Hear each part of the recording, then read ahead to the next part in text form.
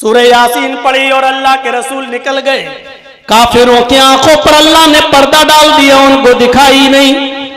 अल्लाह के नबी और अबू बकर सिद्दीक जब गए, आगे बढ़ते गए, जिन लोगों ने हज किया होगा, उम्रा किया होगा, उनको मालूम होगा कि मक्का से चंद मील के फासले पर गारे सौर है। वहां पहुंचते हैं, काफिरियां पीछा कर रहे हैं।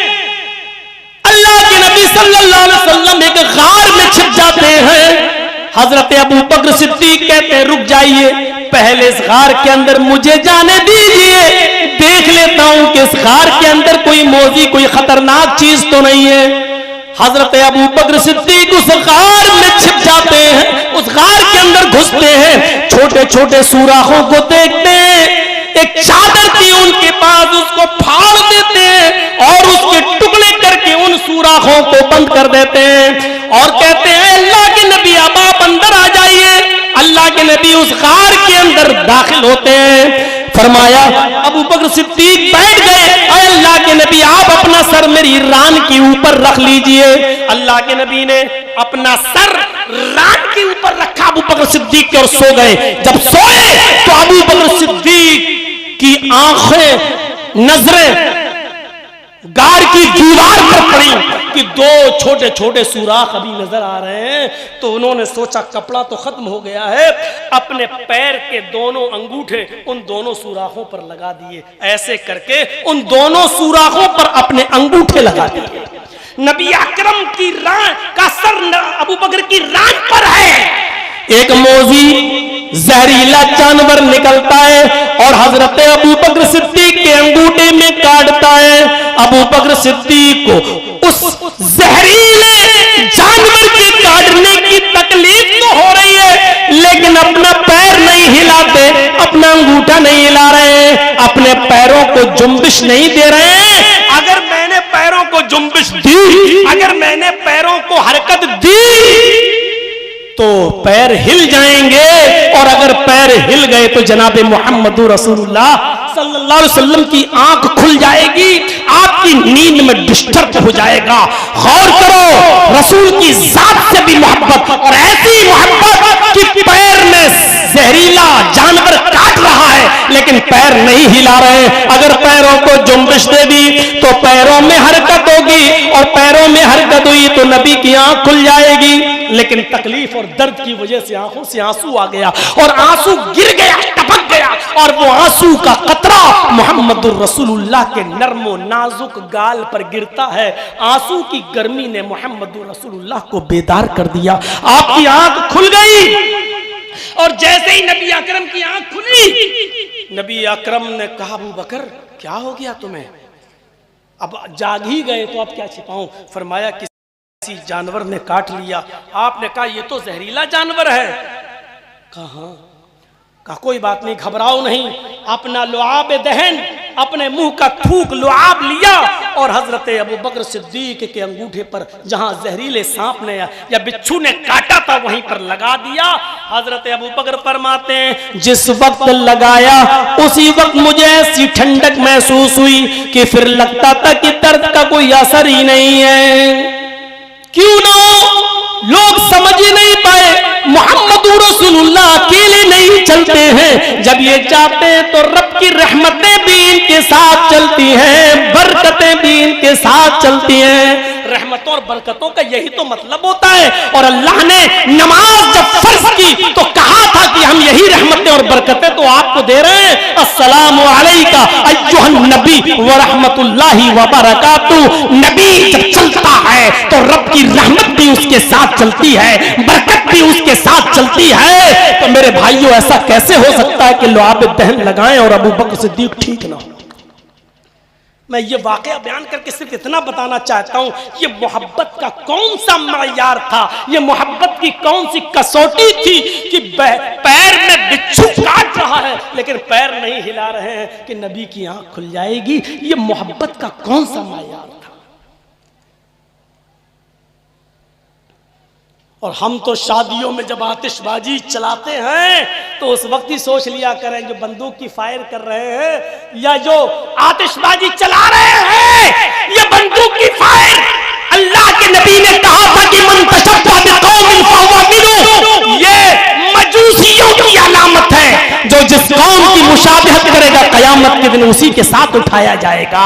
मेरे भाइयों तसव्वुर करो, हम निकाह जैसे सुन्नत जैसे अजीम काम के लिए जा रहे हैं, लेकिन उस सुन्नत जैसे अजीम काम में भी हम मजूसियत हमारे यहाँ दाखिल हो जाती है। हिंदुवाना रस्म 250-300 बारातियों की फौज, बल्कि चोरों लुटेरों की फौज तैयार हो जाती है, गासिबों और डाकुओं की फौज तैयार हो जाती है। मेरे प्यारे साथियों, हम ये भी नहीं सोचते हैं कि लड़की वाला कितना गरीब है, उसने कहीं बैंक से लोन तो नहीं लिया है, अपनी बेटी के हाथ पीले करने के लिए इस बेचारे ने कहीं हमारी मनमानी बात को तस्लीम तो नहीं किया है। लड़की वाला किसी को कहते कि भाई 20 आदमी ले आना, ठीक है ले जाओ। लड़की वाला कहते 50 आदमी ले आना, चलो ठीक है ले आओ। लेकिन लड़की वाले से ये कहना नहीं साहब 50 में हमारा नहीं बनेगा, 150 आदमी आएंगे, ये भीख ये लड़की वालों के घर पर इस तरीके की सिफारिश करने वालों सुन लो, तुम उस खाने को खाने जाते हो, उसने थूका और तुमने चाटा। उसकी दिक्कत यह है कि बेचारा 50 को खिला सकता है और तुम 150 खिलवा रहे हो। तुम कह रहे हो साहब 50 में तो कुछ नहीं होगा, मेरा 200 से कम में नहीं बनेगा। वो कह रहा मेरे पास 50 की ताकत है और तुम 200 मनवा रहे हो, यानी वो दावत दे नहीं रहा, तुम जबरदस्ती ले रहे हो। ये कहां का इंसाफ है, ये कहां की दावत है? और तुम इसको कहते हो साहब लड़की वाला बुला रहा है, अगर कोई खुशी से बुलाए तो जाने में क्या हर्ज है, ये खुशी से बुला रहा है। लड़की वाला कह रहा है 50 लोगों को ले आओ, आप 200 लेके जा रहे हो, आप 250 लेके जा रहे हो, और आप कह रहे हो साहब उसने मान तो लिया है, मजबूरी में माना है, उसकी मजबूरी को उसकी रजामंदी तस्लीम मत कीजिए। ये कौन सा मायार था? जंगे खंदक खत्म हो जाती है, जंगे खंदक खत्म हो जाती है, एक यहूदिया औरत अल्लाह के रसूल की दावत देती है। सुनिए,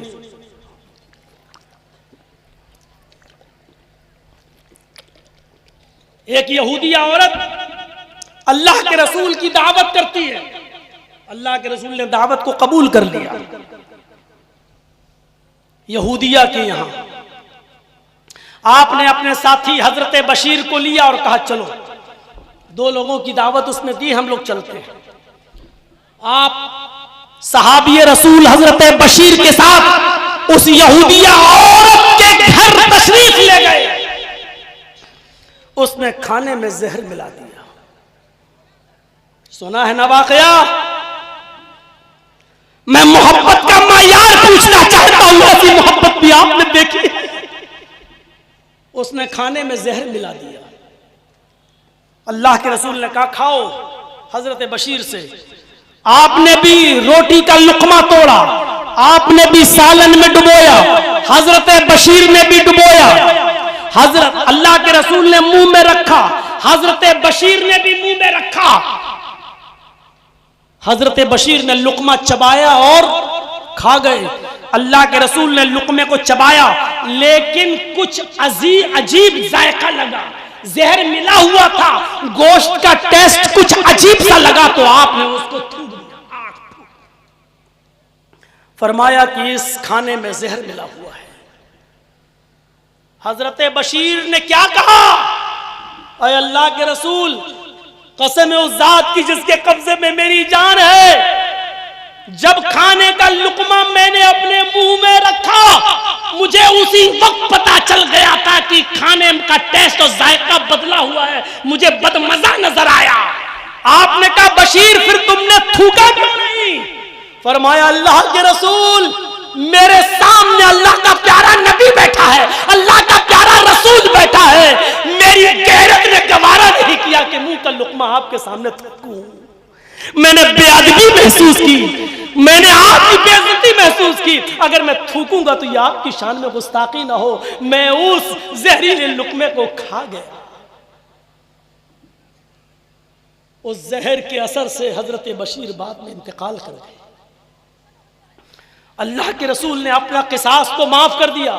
अय यहूदिया, तूने मुझे जहर दिया, मैंने तुझे माफ कर दिया, लेकिन हजरत बशीर जो तेरे दिए हुए जहर से इंतकाल कर गए, उनका किसास लिया जाएगा।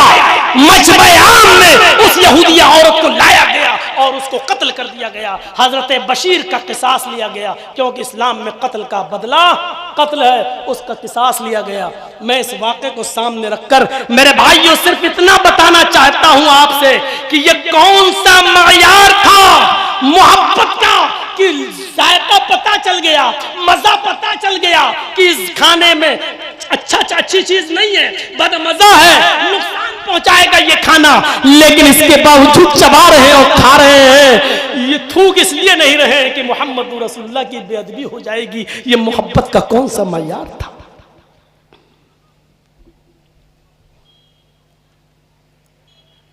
एक सहाबी, पूछो, ये उलमा बैठे हैं, पूछो, अल्लाह के रसूल ने एक सहाबी के हाथ में सोने की अंगूठी देखी, और मुस्लिम शरीफ की हदीस, एक सहाबी के हाथ में सोने की अंगूठी देखी, आपने देखा है, उठाओ मुस्लिम शरीफ किताबुल लिबास, आपने फरमाया इधर आओ, ये सोने की है। हाँ। आपने निकाला, फनज़अहू, आपने उसको निकाला, फतरहू, और आपने उस अंगूठी को जमीन पर फेंक दिया। और सुन लो, मोहब्बत रसूल का ये कौन सा मयार था? सोने की अंगूठी को सहाबी रसूल की उंगली से निकाल रहे हैं और उसको जमीन पर फेंक दिया और कहा किसी मर्द के लिए जायज नहीं कि वो सोने की अंगूठी पहने। क्या कहा?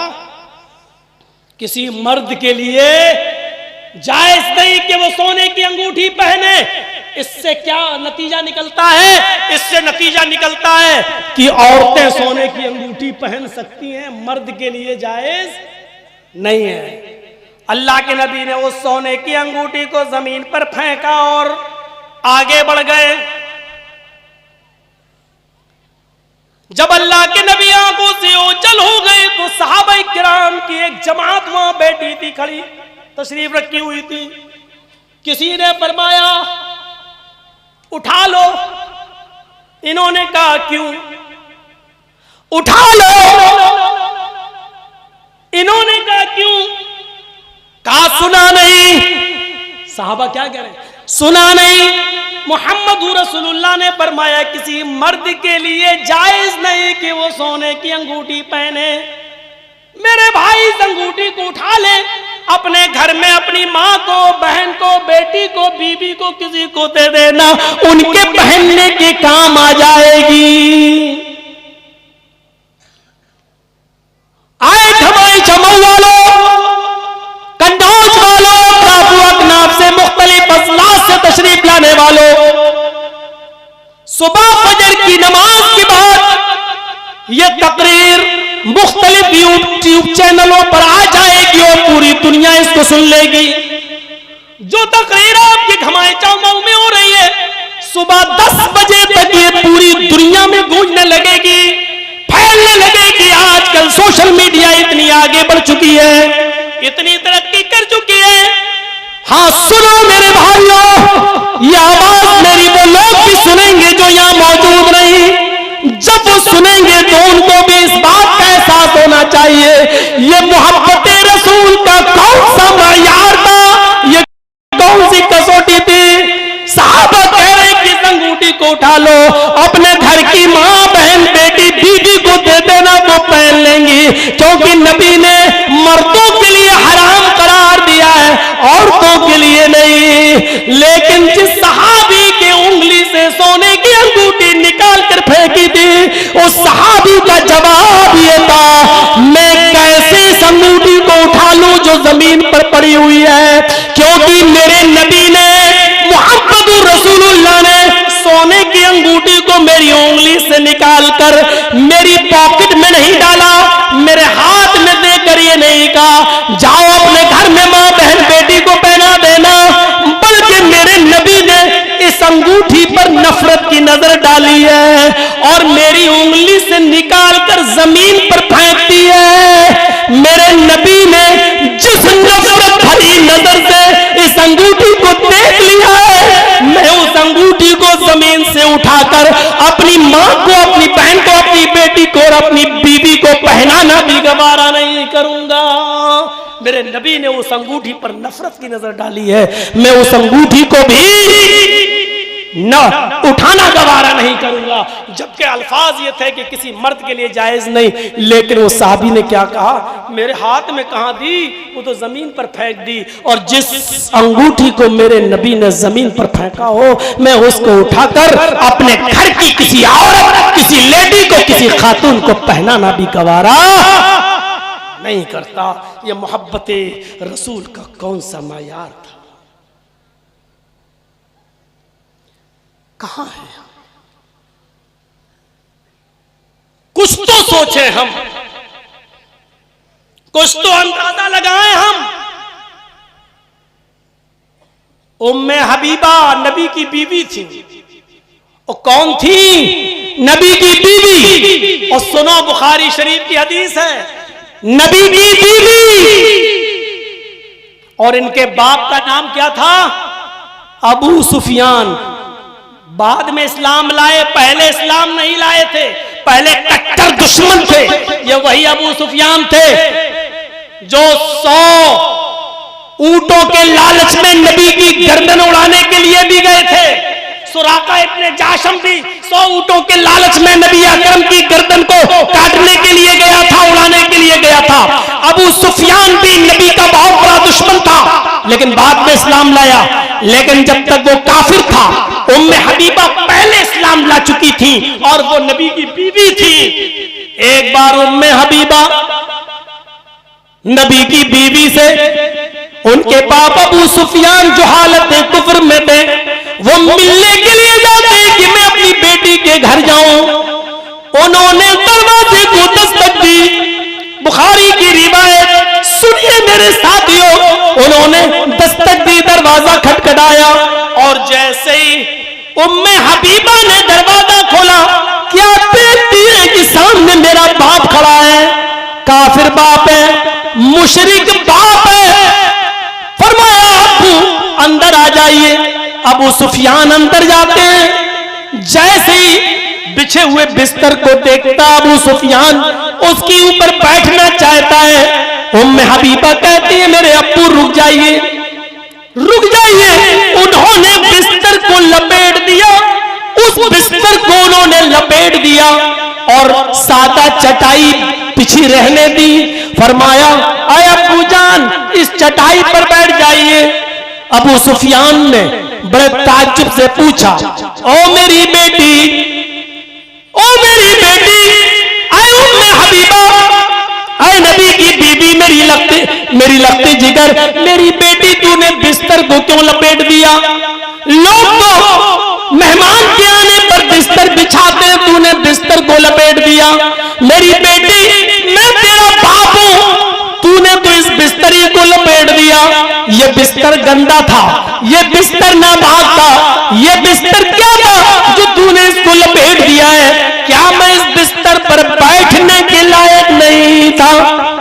बेटी ने जवाब दिया, सुनिए बुखारी की रिवायत, बेटी ने जवाब दिया, अब्बू जान ये बिस्तर नापाक नहीं है, ये बिस्तर बहुत पाक है। ये बिस्तर इतना पाक है कि इस बिस्तर पर आमिना का लाल तशरीफ रखता है, इस बिस्तर पर फातिमा का बाप बैठता है, इस बिस्तर पर आयशा का शौहर सोता है, इस बिस्तर पर सौदा और ज़ैनब बिन्त जहश का शौहर सोता है, इस बिस्तर पर उम्मे हबीबा का शौहर सोता है। उम्मे हबीबा यानी आपकी बेटी का शौहर, हस्बैंड इस बिस्तर पे सोता है। आए अब्बू जान मैंने इस बिस्तर को इसलिए लपेट दिया, इस पाक बिस्तर पर मेरा नापाक बाप कैसे बैठ सकता है? मेरा नजीस और मुशरिक बाप कैसे बैठ सकता है? ये बिस्तर आपके बैठने के लायक नहीं था, क्योंकि इस बिस्तर पर अल्लाह का प्यारा हबीब आराम फरमाता है, यानी जनाबी मोहम्मद रसूलुल्लाह। एक बेटी का अपने मुशरिक बाप को ये जवाब, मेरे भाइयों मोहब्बत रसूल का ये कौन सा मयार था? मोहब्बत रसूल का ये कौन सा पैमाना था? मोहब्बत रसूल का ये कौम है। और आज हम अपनी जिंदगियों में तलाश करके देखें कि हम कितनी मोहब्बत अल्लाह के रसूल या उनकी सुन्नतों से कर रहे हैं। हम अपने गरीबानों में झांकें और देखें और तलाश करें। मालूम है आपको बड़ा दिलचस्प वाक़या सुनाने जा रहा हूं और सुनिएगा। अल्लाह के रसूल इस दुनिया से रुखसत हो चुके हैं। अबू बकर का जमाना आया, 2 साल खिलाफत की, अबू बकर भी इस दुनिया से रुखसत हो गए। उमर फारूक का जमाना आया, हजरत उमर फारूक रज़ी अल्लाह ताला अन्हु के दौर में बड़े बड़े मार्का, बड़ी बड़ी जंगें हुई, बहुत से इलाके फतह कर लिए गए, लेकिन बड़ा मुश्किल था किसरा को फतह करना। किसरा बादशाहों का लक़ब हुआ करता था उस जमाने में, तो उसको फतह करना बड़ा मुश्किल था उस बादशाह के इलाके को। कभी जंग होती थी, हारते थे, ये होता था। एक दिन ईरान के बादशाह ने, ईरान के बादशाह का लक़ब किसरा हुआ करता था, तो ईरान के बादशाह ने खबर भेजी, आइए हम मुज़ाकरात के लिए तैयार हैं, लड़ाई लड़ने से कोई फायदा नहीं है, जंग लड़ने से कोई फायदा नहीं है। आजकल भी होता है, 2 मुल्कों के दरमियान जब तनाज़ा होता है तो पहले बातचीत के जरिए मसाइल हल किए जाते हैं।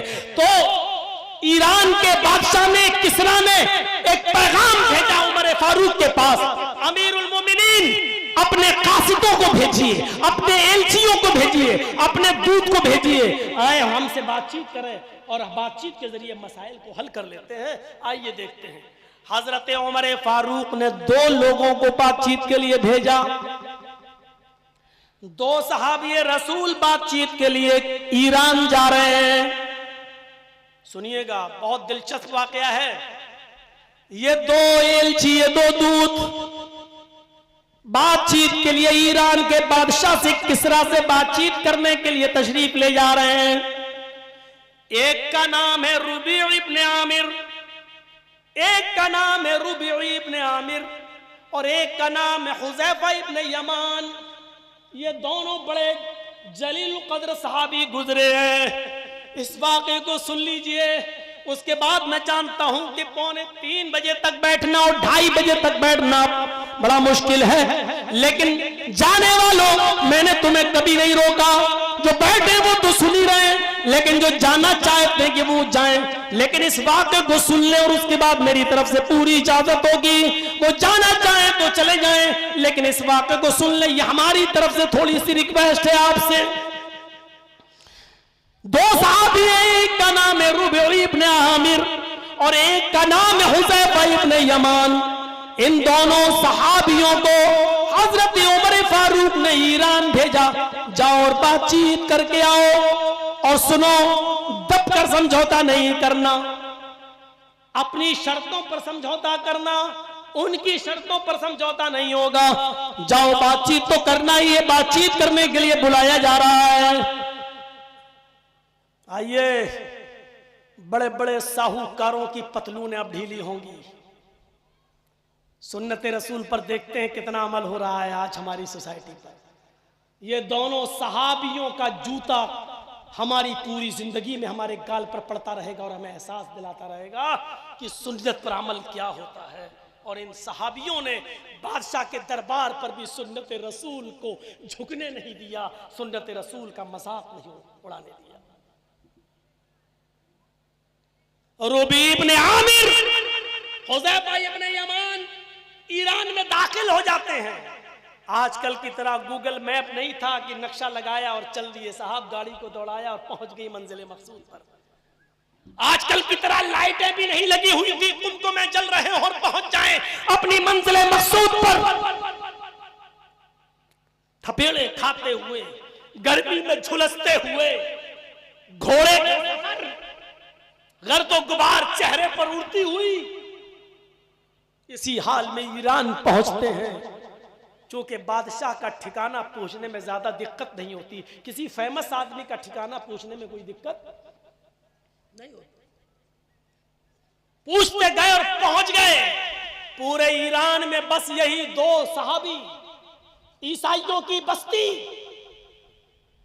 किसरा वहां का हाकिम।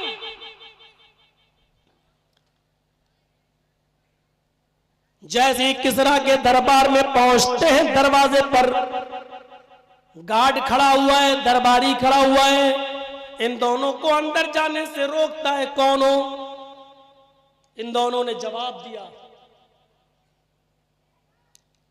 मैं हजरत उमर फारूक का भेजा हुआ दूत हूं, एलची हूं, कासिद हूं।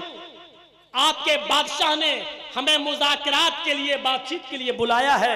हम बातचीत के जरिए मसाइल को हल करने आए हैं। कहता रुक जाओ, अंदर से खबर लेके आना पड़ेगा बादशाह से। गया और 2 कपड़े लेकर आया।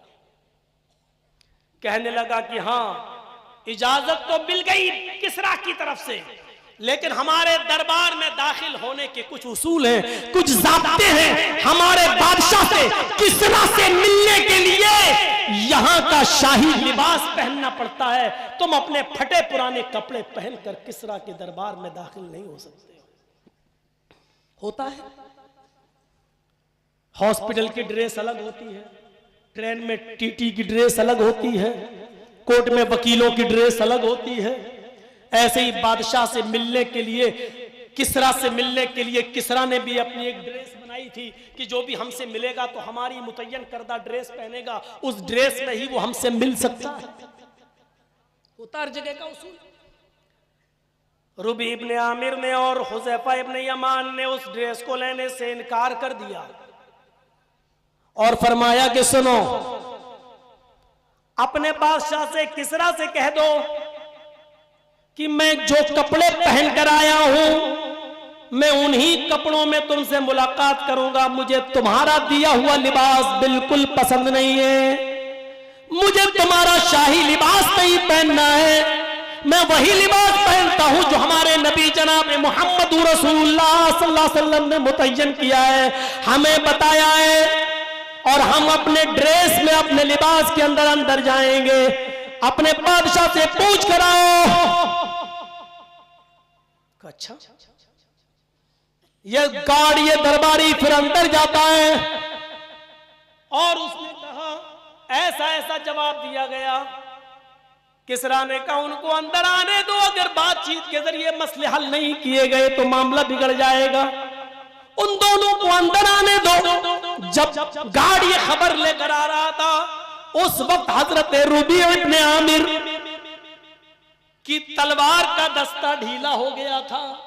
तलवार जिस कपड़े से बंधी हुई थी उसका दस्ता होता नहीं, तलवार का एक दस्ता होता है हाथ, तो वो ढीला हो गया था।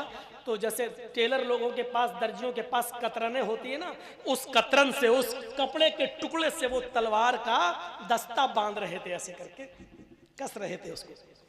दरबारी हंसते हुए कहने लगा, आए उमर फारूक के कासिदो, अपनी टूटी हुई तलवारों से किसरा जीतने का ख्वाब देख रहे हो? इन टूटी हुई तलवारों से ईरान पर हुकूमत करने का ख्वाब देख रहे हो? किसरा की ताकत से टकराने का ख्वाब देख रहे हो? इस टूटी हुई तलवार से तुम किसरा फतह करने का सपना देख रहे हो? रुबी इब्ने आमिर ने मुस्कुराते हुए उस दरबारी से कहा, अभी तुमने उमर फारूक के साथी मोहम्मद के दीवाने की तलवार देखी है, तलवार चलाने वाला कहां देखा है? अगर यकीन नहीं आता है तो आए दरबारी तेरे पास जो सबसे मजबूत ढाल हो, जिससे तुम अपने वार को, तलवार के वार को रोकते हो, जो सबसे मजबूत ढाल हो उसको लेकर मेरे सामने आओ और खड़े हो जाओ। दरबारी ने कहा, अच्छा रुक जाओ, मैं लेके आता हूं। सबसे मजबूत ढाल लेकर आया, जिसको बड़ी से बड़ी मजबूत तलवार उसको कुछ नहीं कर सकती थी, इतनी मजबूत ढाल लेकर आया और लेकर खड़ा हो गया। आए रुबी, लो मैं लेकर खड़ा हो गया हूं, देखो इस तलवार को काट, इस ढाल को दिखाकर काट कर दिखाओ। हजरत रुबी ने उस कतरन से, उस कपड़े के टुकड़े से तलवार के दस्ते को बांधा और फिर हवा में तलवार लहराई और इतनी जोर से उस मजबूत ढाल के ऊपर वार किया कि ढाल बीच से कट कर 2 टुकड़े हो गई। दरबारी भागते हुए अंदर गया और कहने लगा, आए किसरा, आए बादशाह सलामत, अल्लाह जाने ये कौन सी मखलूक तशरीफ लाई है, ये कौन से मोहम्मद के दीवाने आ गए हैं। हमारी सबसे मजबूत ढाल भी इनकी टूटी हुई तलवारों का मुकाबला न कर सकी और वो टुकड़े टुकड़े हो गई। किसरा ने कहा, तुम्हें उनके जौहर देखने के लिए किसने कहा था? हम तो पहले ही जानते हैं कि ये सरों पर कफन बांधने वाली कौम है, इसीलिए तो मैंने मुज़ाकरात के लिए बुलाया है। अरे जल्दी से उनको अंदर भेजो। दरबारी आया और कहने लगा जाओ। कहते नहीं, अरे बाबा जाओ यार, तुम अपने ही कपड़ों में जाओ। जाओ, बादशाह ने मंजूर कर लिया है, जाओ इन्हीं कपड़ों में जाओ। चले गए। फटे पुराने कपड़े, गर्दो गुबार, कई दिनों का सफर घोड़े का। आजकल एसी ट्रेनों का और एसी 4 व्हीलर नहीं थी, घोड़े पर भी बैठ के सफर कर रहे हैं, तो घोड़े के टापों से और ठोकरों से उड़ने वाली धूल कपड़ों पे आ रही है। परागंदा हाल, चेहरे पर मिट्टी लगी हुई, बादशाह के दरबार में पहुंचते हैं। कहा कि चलिए बातचीत करने से पहले खाना खा लिया जाए। कहा कि हाँ भूखे तो हैं, खा सकते हैं, हमारे नबी ने तो यहूदियों के यहां पर भी खाना खा लिया। मैं मांगूंगा नहीं तुमसे, लेकिन अगर खिलाओगे तो हमारी शरीयत इनकार भी नहीं करती है, हमें उसकी इजाजत देती है, क्योंकि दावत तुमने दी है, बुलाया तुमने है।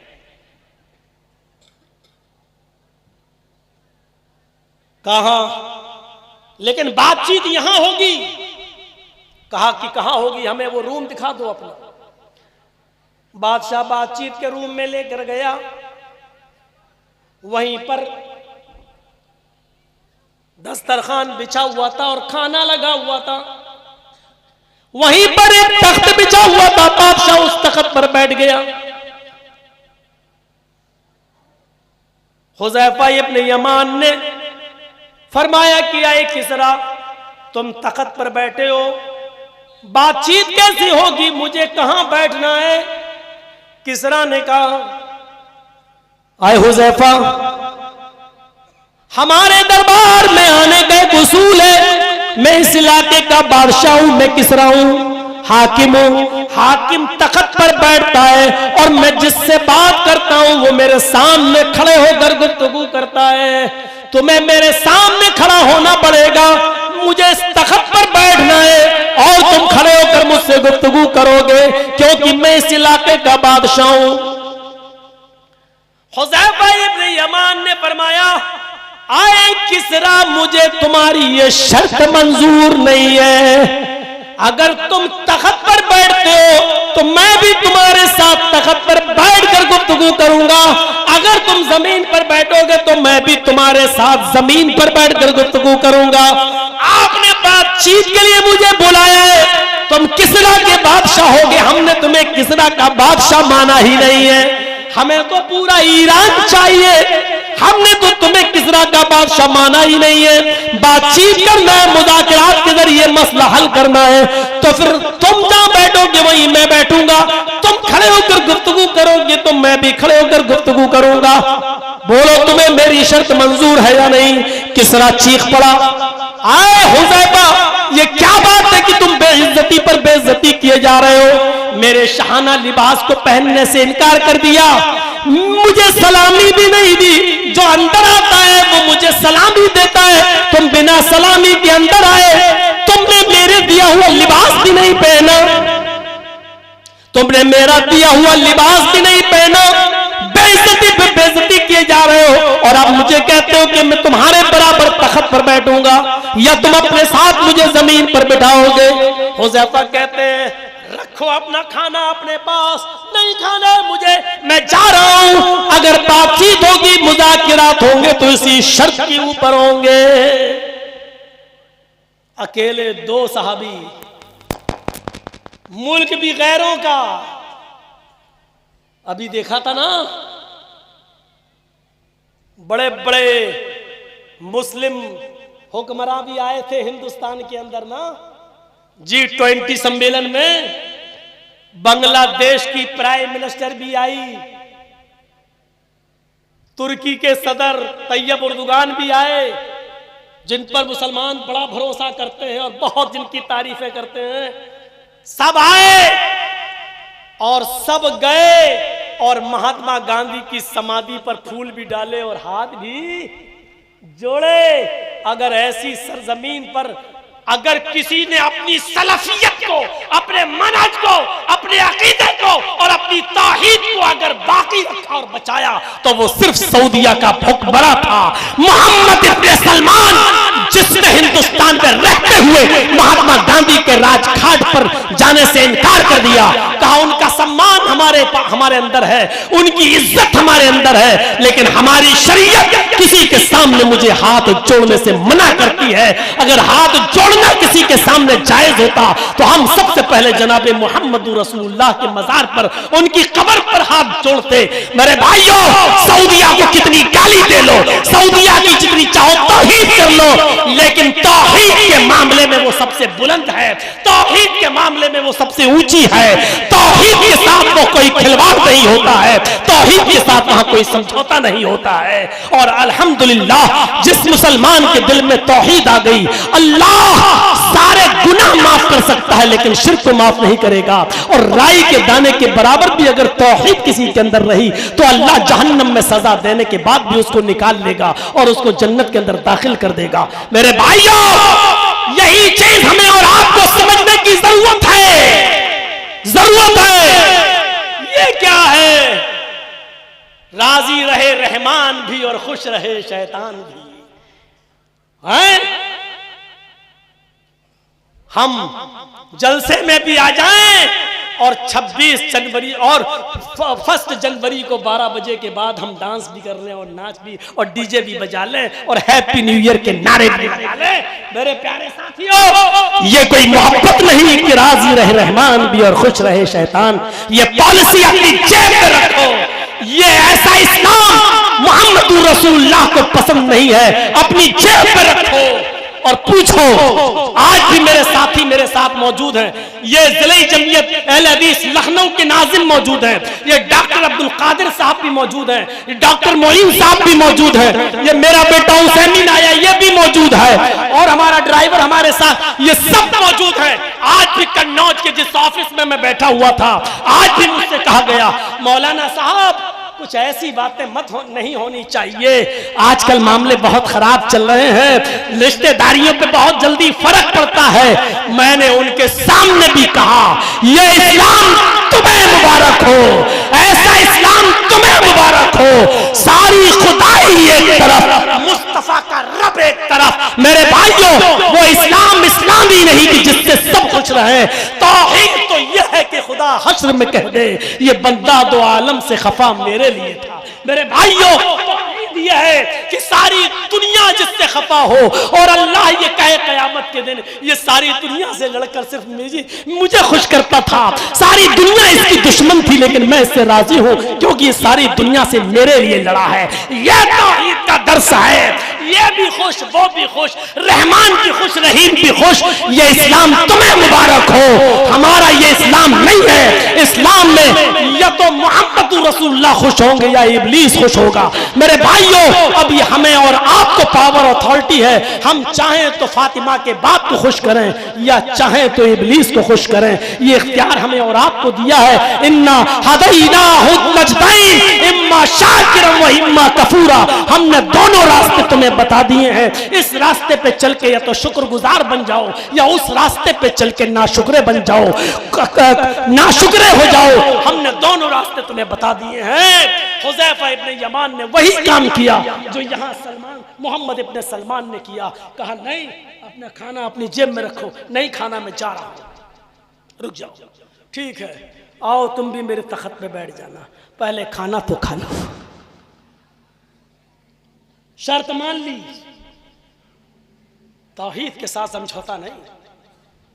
इस्लाम ईसाइयों के दरबार में आने के बाद झुकेगा नहीं।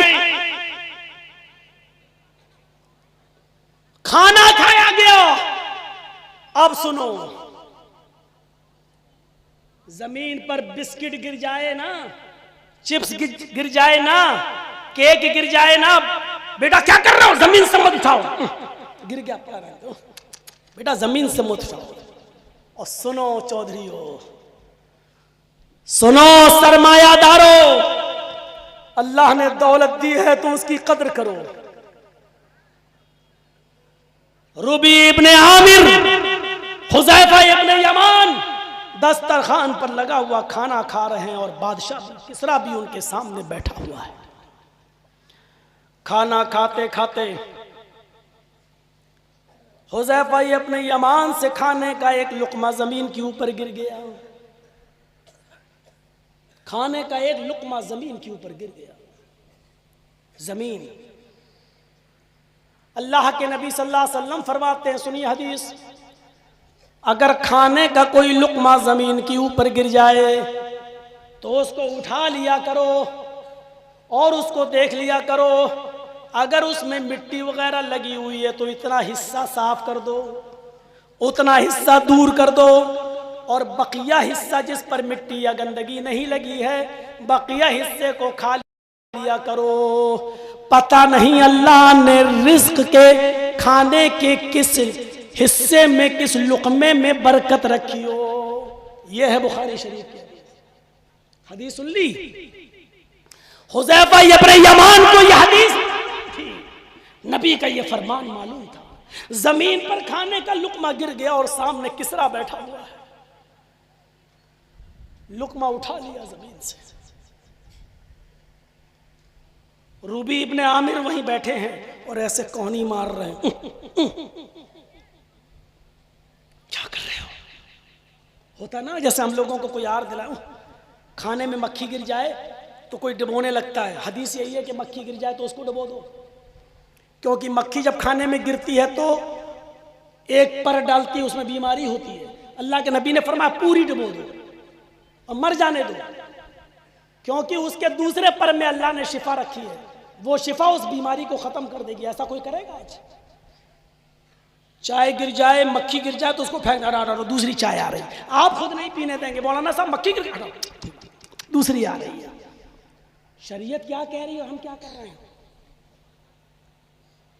सुनिए, खाने का लुक़मा गिर गया, हुज़ैफा इब्ने यमान ने वो लुक़मा उठाया। रुबी इब्ने आमिर कहते हैं, हर जगह अपनी मत चलाओ, कम से कम देखो सामने कौन बैठा हुआ है। हम किसी दूसरी महफिल में बैठे हैं, यहाँ के लोग जमीन पर पड़े हुए लुक़मे को फेंक देते हैं, खाते नहीं है। इशारों में बात की। हुज़ैफा इब्ने यमान ने हंसते हुए कहा और खा लिया।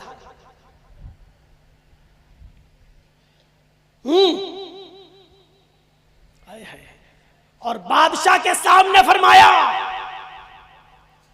और सुनो हुज़ैफा इब्ने यमान ने क्या कहा,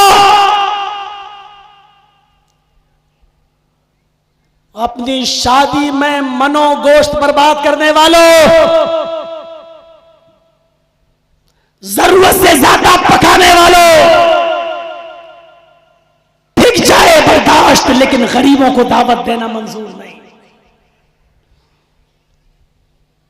हुज़ैफा इब्ने यमान ने गिरा हुआ लुक़मा खाया तो रूबी कहती, हुज़ैफा इब्ने यमान ने कहा, इशारा, यहां के लोग पसंद नहीं करते।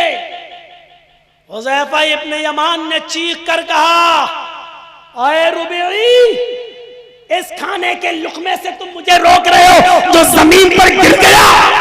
क्या तुम्हें नहीं मालूम कि जमीन पर गिरा हुआ लुक़मा हमारे नबी उठा लेते थे, उसकी मिट्टी को साफ करके खा लिया करते थे? क्या ये मेरे नबी की सुन्नत नहीं है? रूबी ने कहा हाँ। फरमाया, अतरुकु सुन्नता रसूलिल्लाहि सल्लल्लाहु अलैहि वसल्लम लिहाउलाइल हुमका। तो आए रूबी, क्या जुमला कहा। आप कह सकते हो मौलाना जर्जीस इतना सख्त बोलते हो तुम, इतना हार्ड बोलते हो तुम। साहब कितने लोग ऐसे हैं जो आज भी सिर्फ हमारी हकगोई के खिलाफ है। साहब तकरीर तो अच्छी करते हैं लेकिन लेवल से उतर जाते हैं। लेवल तुम तय करोगे, तकरीर तो अच्छी करते हैं लेकिन जज्बात में बह जाते हैं। मेरे जज्बात का फैसला आप करोगे। बादशाह के सामने ये कौन से जज्बात थे? रुबी मना भी कर रहे हैं लेकिन क्या कहा हुज़ैफा ने, अतरुकु सुन्नत रसूलिल्लाहि सल्लल्लाहु अलैहि वसल्लम लिहाउलाइल हुमका। उलमा जानते हैं अरबी जबान में अहमक के माना पागल के, अहमक के माना बेवकूफ के, और उसी का प्लूरल आता उसी की जमा हुमका। क्या फरमाया? आए रुबई, जब हमारे नबी जमीन पर पड़ा हुआ लुकमा उठाकर खा लिया करते थे तो मैं ऐसा क्यों ना करूं? क्या मैं इन बेवकूफों के लिए, बादशाह के सामने बादशाह से कह रहे हैं, क्या मैं इन बादशाहों, इन बेवकूफों के लिए, इन पागलों के लिए, इन पागलों की वजह से, इन बेवकूफों की वजह से अतरुकु सुन्नत रसूलिल्लाह, क्या मैं रसूलुल्लाह की सुन्नत छोड़ दूं? क्या मैं रसूलुल्लाह की सुन्नत छोड़ दूं इन पागलों के लिए, इन बेवकूफों के लिए? ये थे हमारे सहाबा, ये थे हमारा ईमान, ये था रसूल की सुन्नत से मोहब्बत करने वालों का जज्बा। कि बादशाह के सामने और किसरा के सामने कह रहे हैं, तुम तो मौलवियों के सामने भी सुन्नत रसूल पर बुलडोजर चलाते हो यार, तुम तो मौलवियों के सामने सुन्नतों पर छुरियां चलाते हो दोस्तों। तुम तो शादियों में पर्दे के ताल्लुक से, अभी आपने कासमी साहब की बड़ी मुफस्सल तकरीर सुनी, कौन अमल कर रहा है? कौन देख रहा है? क्या किया जा रहा है? कौन सी चीज है? आज हम तसव्वुर तो करें, गौर तो करें, हम किसना से कहा जा रहा है अतरुकु सुन्नत रसूलिल्लाहि सल्लल्लाहु अलैहि वसल्लम लिहाउलाइल हुमका। क्या मैं इन पागलों के लिए, क्या मैं इन बेवकूफों के लिए सुन्नत रसूल छोड़ दूं? आप अपनी औलाद को जमीन पर गिरा हुआ लुकमा नहीं खिलाओगे, आप जमीन पर गिरा हुआ लुकमा खाना पसंद नहीं करेंगे और सीधे एक ही जवाब देंगे, जर्जी साहब हम 21वीं सदी में जी रहे हैं, जमाना बहुत तरक्की कर चुका है। आप ये कहोगे कि आज के जमाने में हम अब डाइनिंग मेज पर खाना खा रहे हैं साहब, दो जानू बैठकर खाना खाने का रवाज खत्म हो चुका है। मेरे भाइयों, आप कितनी ही तावीलें कर ले, लेकिन हकीकत यह है कि आज हम एक एक सुन्नत को पीछे छोड़ते चले जा रहे हैं। आज हमें किसी चीज से मोहब्बत नहीं रह गई है। हजरत अब्बास रजी अल्लाह ताला अन्हु का वो परनाला जो मस्जिद नबवी के छत से लगा हुआ था, एक बार हजरत अब्बास के घर में कुछ मेहमान आए, उन्होंने कबूतर ज़िबा कर दिए, कबूतर का खून उस छत के ऊपर रह गया।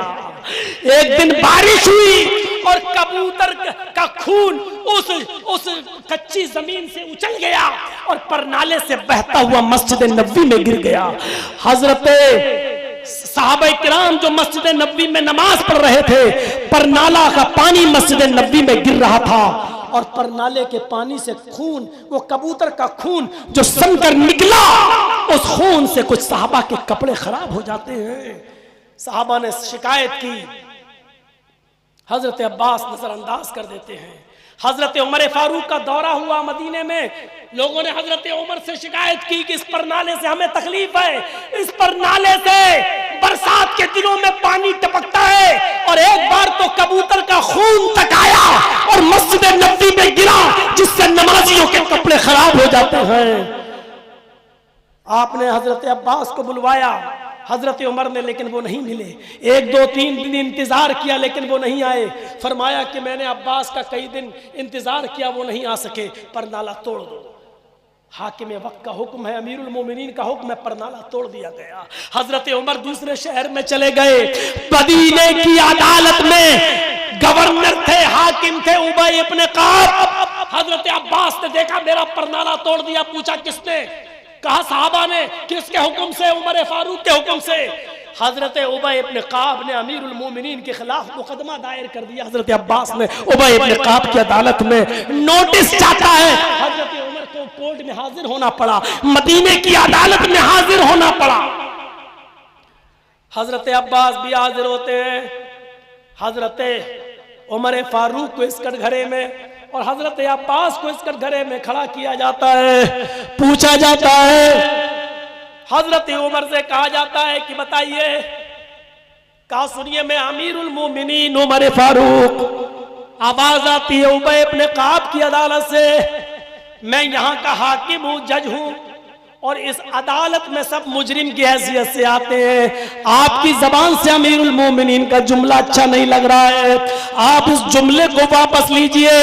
अगर आपने अमीरुल मोमिनीन से खिताब किया तो फिर मैं फैसला नहीं कर पाऊंगा, मुझे ईमानदारी से फैसला करना है, इसलिए अमीरुल मोमिनीन नहीं, अभी आप एक मुजरिम की हैसियत से आए हो, क्योंकि आपके खिलाफ अब्बास ने मुकदमा दायर किया है, और अभी आप नहीं बोलेंगे, पहले मुद्दई बोलेगा जिसने मुकदमा दायर किया है। आए अब्बास बताओ क्या बात है। हजरत अब्बास ने कहा, हजरत उमर ने हमारे परनाले को बगैर इजाजत के तोड़वा दिया।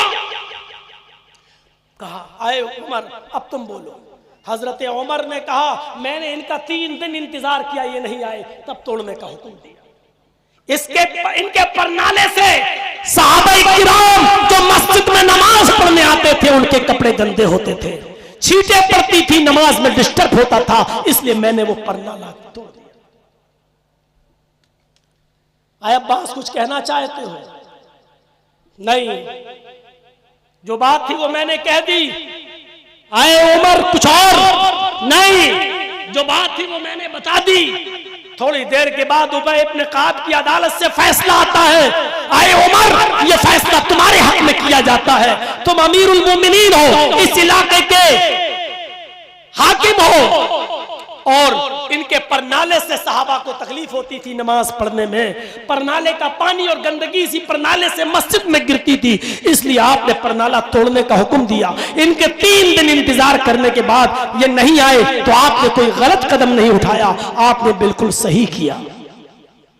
दोनों लोग निकल गए, दोनों गले मिलते हैं। हजरत अब्बास ने खुलकर खुले दिल से हजरत उमर फारूक का स्वागत किया। हजरत उमर ने कहा मैंने तुम्हारा दिल दुखाने के लिए परनाला नहीं तोड़ा, मैंने इसलिए तोड़ा क्योंकि उसके पानी से सहाबाए किराम के कपड़े खराब हो रहे थे। हजरत अब्बास ने कहा मुझे कोई एतराज नहीं, जज साहब का फैसला मैंने मान लिया, मुझे तकलीफ इस बात की नहीं कि मेरा परनाला तोड़ा गया, लेकिन अमीरुल मोमिनीन मुझे तकलीफ इस बात की है कि ये परनाला वो परनाला था, इस परनाले को इस जगह बनाने का हुक्म जनाब मोहम्मद रसूलुल्लाह ने दिया था, और मैं नबी का चचा हूं, मैं मोहम्मद रसूलुल्लाह का चचा हूं, और अल्लाह के रसूल ने मुझसे कहा था कि अब्बास इस जगह पर तुम परनाला बनाओ, मैंने नबी के हुक्म के मुताबिक यहाँ परनाला बनाया था। मुझे तकलीफ इस बात की नहीं कि वो परनाला तोड़ दिया गया, मुझे तकलीफ इस बात की है कि आपने उस परनाले को तोड़ा है जिस परनाले के बनाने का हुक्म जनाब मोहम्मद रसूलुल्लाह ने दिया था। हजरत उमर ने ये सुना तो वही आंखों में आंसू आ गए, रोने लगे, गिड़गिड़ाने लगे। उबय इब्न काब से कहते हैं अब आपने फैसला गलत सुना दिया है, उतरिए आप कुर्सी से। हजरत उमर उस कुर्सी पर बैठते हैं और कहते हैं कि अब सच्चा फैसला मैं सुनाता हूं, परनाला उसी जगह पर बनेगा जिस जगह से मैंने तुड़वाया है, और अब्बास मुझे सीढ़ी बनाएगा, मेरे कांधों पर सवार होगा, और वो अब्बास मेरे कांधे पर खड़े होकर उसी जगह परनाला बनाएगा जिस जगह से परनाला मैंने गिरवाया है, क्योंकि ये परनाला कोई मामूली परनाला नहीं था, ये वो परनाला था जिसको मोहम्मद रसूलुल्लाह ने बनवाया। उमर की क्या मजाल जो उस परनाले को गिरा सके, उसको तोड़ने का हुक्म दे सके। और फिर सारे जमाने ने देखा हजरत अब्बास हजरत उमर के कांधों पर सवार हुए और उसी जगह परनाला बनाया जिस जगह से तोड़वाया था। ये मोहब्बत का कौन सा मयार था, ये मोहब्बत का कौन सा पैमाना था। मेरे भाइयों, एक अंसारी नौजवान के मकान पर नबी की नजर पड़ी, फरमाया मकान तो बहुत अच्छा है, लेकिन मकान के ऊपर जो मस्जिद की तरह गुंबद बना दिया है वो ठीक नहीं है, वो गुंबद नहीं बनाना चाहिए। लोग इसके घर को मस्जिद समझकर घुसने लगेंगे और इसके घर की औरतों की बेपर्दगी होने लगेगी, इसको गुंबद नहीं बनाना चाहिए था। ये कहकर आप निकल गए। वो अंसारी नौजवान थोड़ी देर के बाद आया, मजदूरों ने बताया अल्लाह के नबी ने तुम्हारे मकान की तारीफ की। अल्हम्दुलिल्लाह तुमने सुना, हाँ, लेकिन फरमाया कि मकान के ऊपर गुंबद नहीं बनाना चाहिए था। क्यों?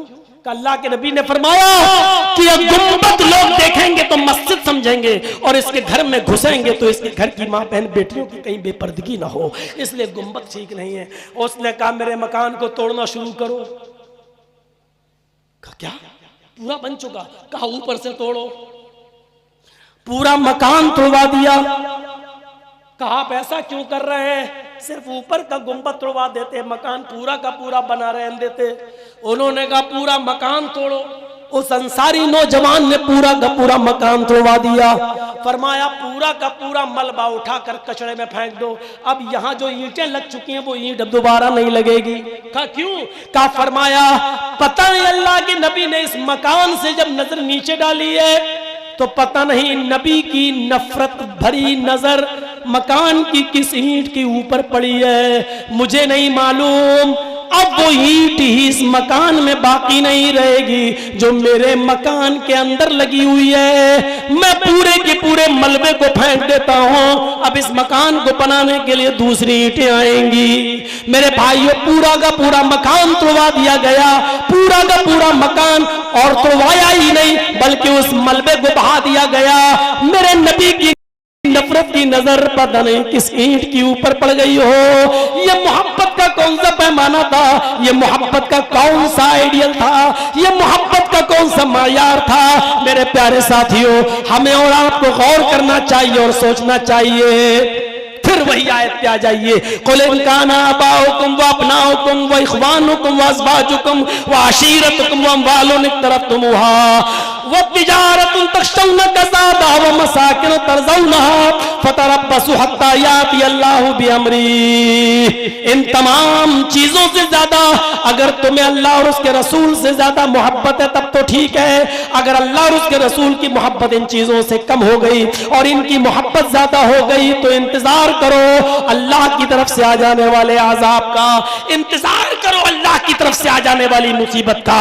हम अपने मुआशरे में और समाज में गौर करके देखें हम क्या खत्म करा पा रहे हैं। अभी जलसा कराया, सुना बंबई तक में जलसा लोगों ने चंदा किया है। मेरे भाइयों, मेरे नाम पे जर्जी साहब आ रहे आनन फानन। मैंने यहां तक सुना है कि जिस जमीन पर, जिस खेत पर आप बैठे हुए हैं, इस खेत के मालिक ने ये जमीन इसी शर्त पे दी है कि मौलाना जर्जी साहब आएंगे तो मैं दूंगा, अगर नहीं आएंगे तो मैं अपनी फसल बर्बाद नहीं करूंगा। ये दीवानगी है, ये फैन फॉलोइंग है, मान लीजिए। लेकिन इन तमाम चीजों, इतनी मोहब्बत जो आप हमसे कर रहे हैं मेरे भाइयों, अल्लाह और उसके रसूल की मोहब्बत इन तमाम मोहब्बतों से ऊपर होनी चाहिए। जो बातें मैंने आपको बताई हैं वो मायार बहुत बुलंद है। माशाअल्लाह बहुत अच्छा जलसा था। सुबह होके नंबर दिए जाएंगे, पहले नंबर पर ये मौलाना, दूसरे नंबर पर ये मौलाना, तीसरे नंबर पे ये मौलाना, चौथे नंबर पे उसकी तकरीर। ये पहला स्कूल ऐसा है जहां मौलवियों की तकरीर का फैसला ये जाहिल अवाम करती है, अखाड़ा बना के रख दिया है। तकरीरों में मुकाबला होगा, कुरान और सुन्नत में मुकाबला होगा। जो चीज हम बता रहे हैं वही चीज आपकी मस्जिद, इस घमाइश मऊ की मस्जिद के इमाम भी आपको यही बातें बताते हैं। लेकिन आप नंबर देते हैं कि फला की तकरीर पहले नंबर पे, फला की तकरीर दूसरे नंबर पे। आप फैसला करेंगे। ये पहला स्कूल ऐसा है जहां हम उलमा का फैसला और रिजल्ट ये आवाम तैयार करती है, ये आवाम उनको नंबर देती है फर्स्ट, सेकंड, थर्ड, फोर्थ का। अखाड़ा मत बनाइए इस दीन को। अल्लाह ने कहीं नहीं कहा आबा वजदाद से मोहब्बत मत करो। फिर आइए, कुल इन काना आबाउकुम व अबनाउकुम व इख्वानुकुम व अज़वाजुकुम व अशीरतुकुम व अम्वालुन इक़्तरफ़्तुमूहा व तिजारतुन तख़शौना कसादहा व मसाकिन तर्ज़ौनहा अहब्बा इलैकुम मिनल्लाहि व रसूलिहि व जिहादिन फी सबीलिहि हत्ता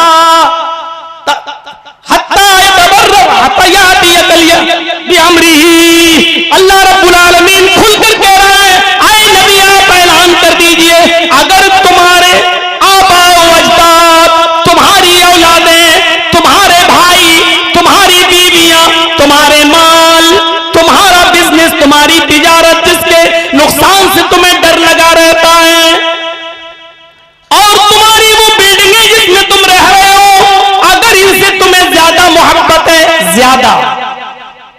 होता है ना, एक आदमी अगर आपकी घड़ी पर नजर डाले जो सोने की आप पहने, हालांकि हराम है मर्द के लिए, मत नहीं पहन सकता सोना इस्तेमाल, लेकिन मैं एक मिसाल दे रहा हूं, सोने की घड़ी पर नजर पड़ी और 4 डक उचक्कों ने आपको पकड़ लिया, ए घड़ी उतार, ना साहब नहीं, सोने की घड़ी हम नहीं देंगे, नहीं देते हो, निकाला रामपुरी, दे रहा या नहीं दे रहा, सोन अगर नहीं देता तो हम पूरा हाथ काट डालेंगे। अब यहां 2 चीजें हैं, घड़ी भी प्यारी और हाथ भी प्यारा, लेकिन यहां कुर्बानी देना पड़ रही है किसी एक चीज की। तो अक्लमंद इंसान कौन है? अक्लमंद इंसान वो है जो घड़ी दे दे और हाथ बचा ले, जबकि मोहब्बत घड़ी से भी है और हाथ से भी है, लेकिन आप जानते हैं कि हम जहां मौजूद हैं वहां हम बचेंगे नहीं, या तो घड़ी या फिर हाथ, और हाथ गया तो घड़ी भी जाएगी और हाथ भी जाएगा। इसलिए अक्लमंद इंसान वो है जो घड़ी उतार के दे दे और अपना हाथ बचा ले। कुरान कहता है, अल्लाह बताता है कि यही मोहब्बत अल्लाह और उसके रसूल से होनी चाहिए। अगर आप अजदाद की मोहब्बत और रसूल की मोहब्बत दोनों में से टकराव हो जाए और एक की मोहब्बत कुर्बान करना पड़े तो बाप की, दादा की मोहब्बत को कुर्बान कर दो, लेकिन अल्लाह और उसके रसूल की मोहब्बत को कुर्बान न करो। हजरत अबू बकर सिद्दीक रज़ियल्लाहु ताला अन्हु ये जंगे बदर में नबी अकरम के साथ लड़ रहे थे और अबू बकर सिद्दीक का बेटा अबू जहल का साथ दे रहा था। उलमा से पूछो, जंगे बदर बड़ी अजीब जंग थी, एक भाई नबी का साथ दे रहा है तो दूसरा भाई अबू जहल अबू लहब का साथ दे रहा है। अगर बाप नबी के साथ है तो बेटा काफिरों के साथ है। अबू बकर सिद्दीक खुद नबी के साथ है लेकिन उनका बेटा काफिरों के साथ है। बहरहाल जंग खत्म हो जाती है और एक दिन अल्लाह ने अबू बकर के बेटे को भी इस्लाम की दौलत से माला माल कर दिया। एक दिन खाना खा रहे हैं बाप और बेटे दोनों, बेटा भी इस्लाम ला चुका है, माँ भी बैठी हुई है, अबू बकर सिद्दीक की बीवी भी बैठी हुई है। बेटे ने जिक्र किया, माँ जी बाप अब्बू बाल बाल बच गए जंगे बदर में, लड़ते हुए हमारे पास आ रहे थे और मैं काफिरों का साथ दे रहा था, मेरी तलवार उठी, इन्होंने ऊपर उठ के देख लिया, मैंने देखा ये मेरा बाप है, मैंने इशारा किया भागो यहां से, हटो, मर जाओगे बेटे की तलवार के नीचे आ रहे हो, हटो जल्दी, हटा दिया। अम्मी ये कई मर्तबा मेरी तलवार के नीचे आए, मैं नहीं जानता था कौन, जैसे मैं तलवार चलाने लगता था ये ऊपर गर्दन उठा के देख लिया करते थे, मैं देखता था ये मेरा बाप, मैं छोड़ देता था, हट जाओ जाओ यहां से, मैं नजरें चुरा लिया करता था, मैंने बचा लिया ना, आज तुम बेवा हो गई हो। अबू बकर सिद्दीक मुस्कुराते हैं।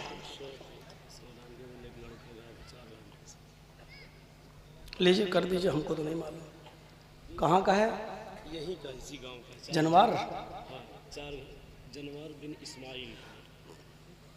देखिए जनवार बिन इस्माइल का बेटा गुम हो गया है, वालिदैन परेशान हैं, जिनको मिल जाए वो राजू की चक्की के पास स्टेज पर आ जाए। जनवार इस्माइल साहब का बेटा है, जनवार कैसे नाम रखते हैं यार, जनवार, चलिए जो भी, जनवार इब्न इस्माइल।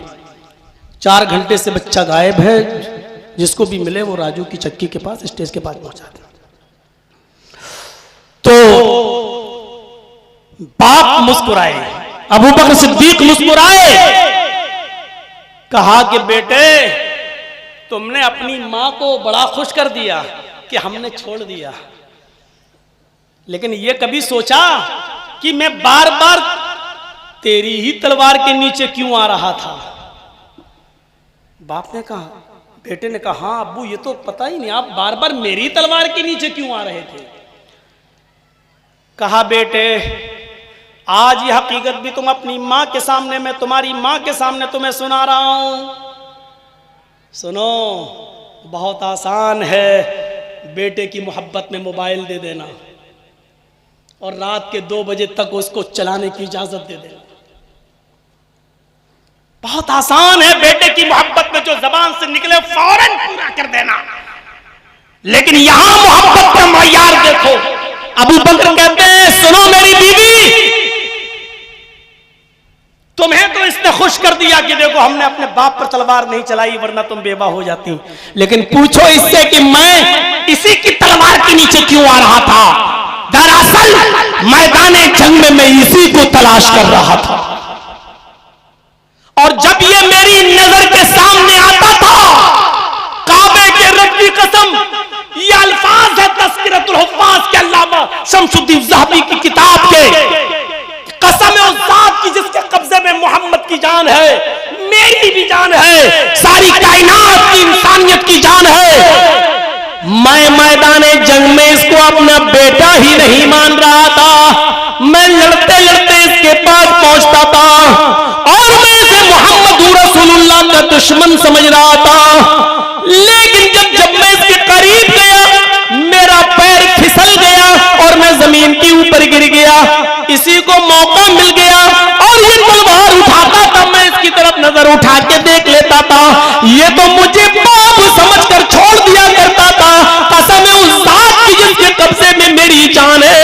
आए मेरे बेटे, अगर तू मेरी तलवार के नीचे आ गया होता, मैं तो आया तूने छोड़ दिया, अगर मैदाने जंग में तू मेरी तलवार के नीचे आ गया होता तो मैं अपनी तलवार से तेरी गर्दन को जुदा कर देता, कलम कर देता।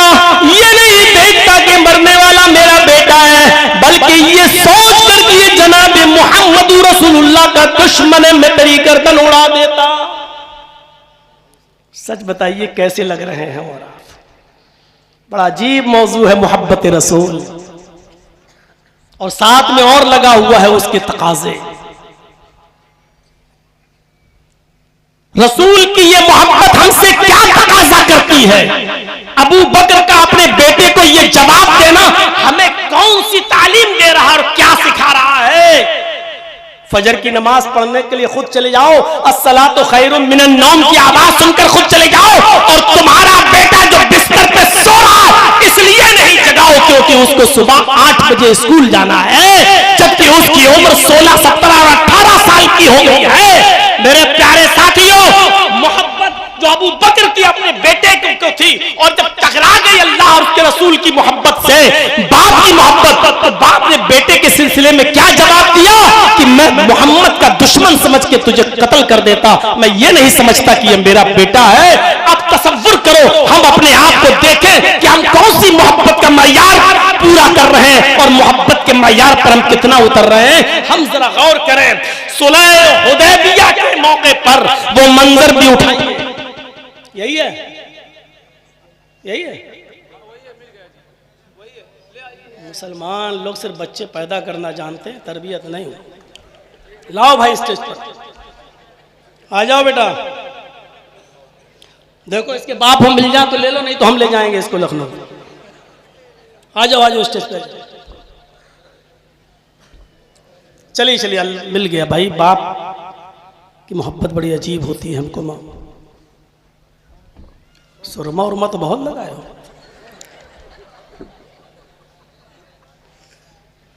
ठीक है, चल कहीं सो गया था बेचारा। चले तो मेरे भाइयों, उर्वा सुलह हुदैबिया के मौके पर देखिए मोहब्बत, देखिए सुलह हुदैबिया के मौके पर जब सारी बातें तय हो गई, जब उर्वा मक्का लौट कर आता है, काफिरों से मिलता है, अपने काफिरों के सरदारों से क्या कहता है, आए काफिरीने मक्का, उर्वा का बयान सुनो। बुखारी शरीफ की रिवायत के मुताबिक उसने कहा है, मक्के वालों, लात उज़्ज़ा की कसम, मनात की कसम, जिनकी वो इबादत करते थे, लात उज़्ज़ा और मनात की कसम, बदुस्वा यऊस यऊक नसर की कसम, आए मक्के वालों, जो इज्जत मैंने मोहम्मद के सहाबा को मोहम्मद रसूलुल्लाह की करते हुए देखा है, वो मैंने किसी बादशाह की भी इज्जत नहीं देखी जो उसकी आवाम, उसकी पब्लिक करती हो। मैंने देखा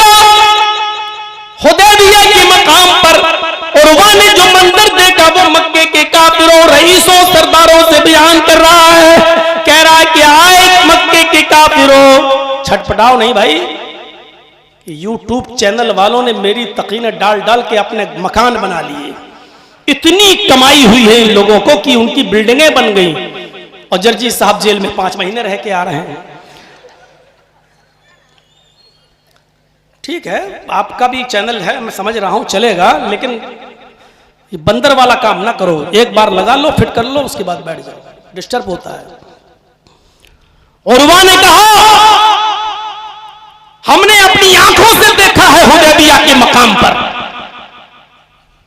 आए मक्के वालों, मोहम्मद रसूलुल्लाह सल्लल्लाहु अलैहि वसल्लम अगर खखार भी दें ऐसा होता ना, थूकना तो दूर, जैसे ही हमने देखा मोहम्मद इब्ने अब्दुल्लाह को अगर वो खखार भी दें तो मोहम्मद के दीवाने, मोहम्मद के सहाबा मोहम्मद रसूलुल्लाह के मुंह के करीब चले जाते हैं और हाथ फैला देते हैं कि रसूलुल्लाह सल्लल्लाहु अलैहि वसल्लम अपने मुंह में जो खखार हुई, जो बलगम आया, जो थूक आया, वो थूक में नबी जमीन पर थूकना चाहते हैं, लेकिन मोहम्मद के दीवाने उस थूक पर पहले टूट पड़ते हैं और उस थूक को अपने हाथों में लेकर वो मलकर अपने जिस्म पर मलना शुरू कर देते हैं। एरू गेरू किताब का वाकया नहीं है, XYZ का नहीं है, मौलवी जर्जीस मौलवी फला की लिखी हुई किताब का वाकया नहीं है, बुखारी शरीफ की हदीस का पसे मंजर में मैं आपको बतला रहा हूं कि मोहम्मद इब्ने अब्दुल्लाह खकारते हैं, थूकते हैं, तो सहाबा उस थूक को हाथ पे ले लेते हैं, उसको अपने जिस्म पर मलते हैं और अपने कपड़ों पर, अपने बदन पर मलकर तबर्रुक हासिल करते हैं। मैंने मोहम्मद रसूलुल्लाह के दीवानों को देखा कि उनके जिस्म से टपकने वाले पसीने को वो अपनी शीशियों में भरते हैं और उसको अपने घरों के इत्र में मिलाते हैं। आए लोगों, मैंने मोहम्मद के दीवानों को देखा है, मैंने मोहम्मद के दीवानों को देखा है कि अगर कोई हुक्म दे दे तो ये नहीं देखते कि ये हुक्म कितना जोखिम भरा है, कितना खतरनाक है, इसमें मेरी जान भी जा सकती है। वो अपनी औलाद की, अपने माँ बाप की परवाह नहीं करते, हुक्म ज़बान से निकला उस पर मन्ना और सद्दकना, फौरन उस पर अमल पैदा हो जाते।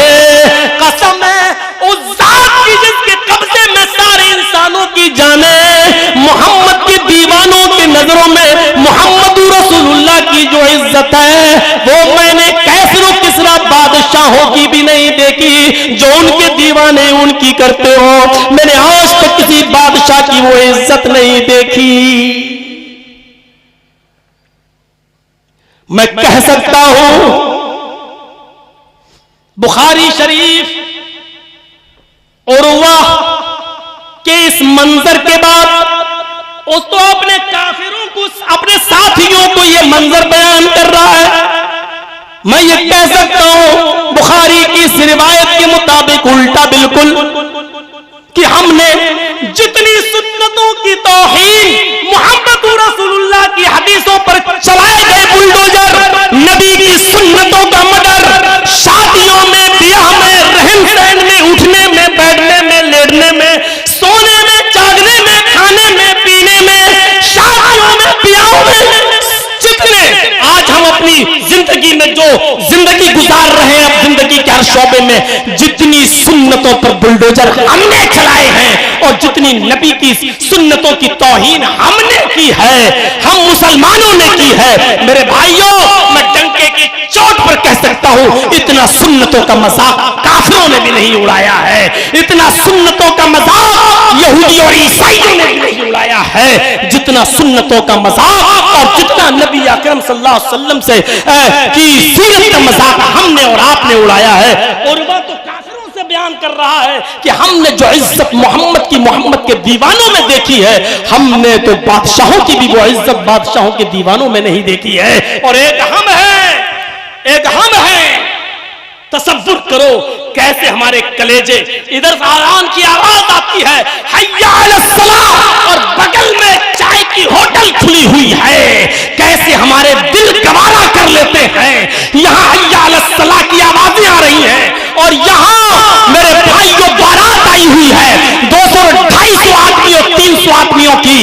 उस वक्त उनको नाश्ता चल रहा है, बगल में मस्जिद है, इमाम नमाज पढ़ा रहा है, वो आएगा तो निकाह पढ़ाएगा, लेकिन ये बाराती नाश्ता कर रहे हैं। क्या हय्या अलस सलाह की आवाज इनके लिए नहीं थी? मेरे भाइयों, बुखारी शरीफ की हदीस है, हजरत आयशा बयान करते, हजरत अनस बयान करते हैं, मैंने हजरत आयशा को देखा, नबी की बीवी को देखा कि अल्लाह के नबी अपनी बीवी आयशा की रात पर उनकी गोद में सर रखकर सो रहे होते हैं और हंसी मजाक कर रहे होते हैं, प्यार भरी बातें कर रहे होते हैं, अपनी बीवी के सर पर लेटे, रात पर लेटे हुए और उनसे गुफ्तगू कर रहे होते हैं।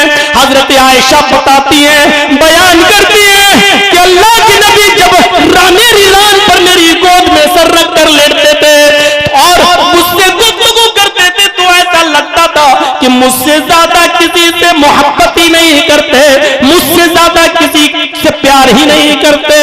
अचानक हजरत बिलाल की आजान की आवाज नबी के कानों में पड़ती, अल्लाहु अकबर अल्लाहु अकबर, जैसे ही आवाज नबी के कानों में आती, हजरत आयशा बयान करती है, बुखारी की रिवायत है कि आजान का जुमला आते ही वो मुझे धक्का देते, वो मुझे गिरा देते, वो मुझे धुतकार देते, वो मुझे अपनी गोद से सर हटाकर हाथों से धक्का दे देते, मैं डिसबैलेंस हो जाती, मैं इधर से उधर हो जाती, कुएं की तरफ पड़ते, वुजू बनाते, फिर पूरे वुजू तक मेरी तरफ नजर उठा के नहीं देखते और सीधे हुजरे से निकलते मस्जिद नबी में दाखिल हो जाते। फिर ऐसा लगता जैसे मुझे कई महीनों से देखा नहीं, फिर ऐसा लगता जैसे मुझे जानते ही नहीं, फिर ऐसा लगता जैसे मुझे पहचानते ही नहीं। उर्वा के इन जुमलों के बाद हम अपने आप को कैसा महसूस कर रहे हैं? वो फख्र के साथ काफिरों को बता रहा है कि मोहम्मद के दीवाने मोहम्मद की इतनी इज्जत करते हैं, यानी वो ये बताना चाह रहा है कि कल अगर मोहम्मद रसूलुल्लाह अपने दीवानों से कह दें कि जाओ मक्के पर कब्जा कर लो, हमला कर दो, तो मोहम्मद के दीवाने अपनी जान नहीं देखेंगे, अपना माल नहीं देखेंगे, वो जोखिम नहीं देखेंगे, कूद पड़ेंगे और मक्के पर अटैक कर देंगे। वो ये बताना चाह रहा है कि मोहम्मद के दीवाने कभी अपनी जान की फिक्र नहीं करते। मोहम्मद रसूलुल्लाह सल्लल्लाहु अलैहि वसल्लम की जुबान से जो जुमला निकलता है उसी पर लब्बैक कह देते हैं। वो पीछे मुड़कर अपनी बीवियों को नहीं देखते, वो पीछे मुड़कर अपनी औलादों को नहीं देखते, वो अपने आबाओ अजदाद को नहीं देखते। और जो लौकी हम और आप खाते हैं ना, कहीं कद्दू कहते हैं, कहीं लौकी कहते हैं, हमारे यहां तो लौकी कहा जाता है उसको। घुड़सवारी सीख कर आया था बेटा, पढ़िए सीरत उमर अल शिबली नोमानी की।